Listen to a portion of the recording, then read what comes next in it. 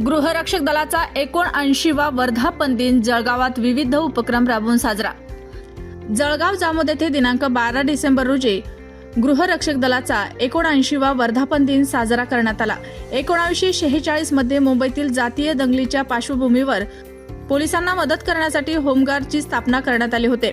जिल्हा समादेशक होमगार्ड तथा upper police अधीक्षक अमोल गायकवाड बुलढाणा यांच्या मार्गदर्शनात तालुका समादेशक आर्यल वंडाळे यांच्या नेतृत्वाखाली स्थानिक पोलीस स्टेशन आवारात वृक्षारोपण व स्वच्छता मोहीम राबवून 79वा वर्धापन दिन सोहळा साजरा करण्यात आला।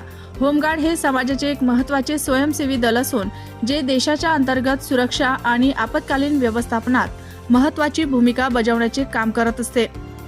यावेळी तालुका समादेशक आर्यल वंडाळे यांनी व्यक्त केले की यावेळी गृहरक्षक दलाचे वरिष्ठ फलटण नायक NS मिर्झा, फलटण नायक श्याम एनेकर, महिला फलटण नायक संगीता पद्मने, ज्ञानेश्वरी जाधव, लिपिक वसंत बावस्कर, फलटण नायक इरफान अली खान, शिपाई गणेश सातव, देवमन तायडे, विनोद ताडे, वसंत केदार, भास्कर ढगे, कुसुम आंबडकार, रामदास घोलप, आशा बावस्कर, संगीता चंदनकार, सागर गायके, सागर मानकर, गौरव भड, ईश्वर म्हसाळ, संतोष पाटील, गणेश तायडे यांच्यासह बहुसंख्य होमगार्ड यावेळी वर्धापन दिनानिमित्त उपस्थित होते।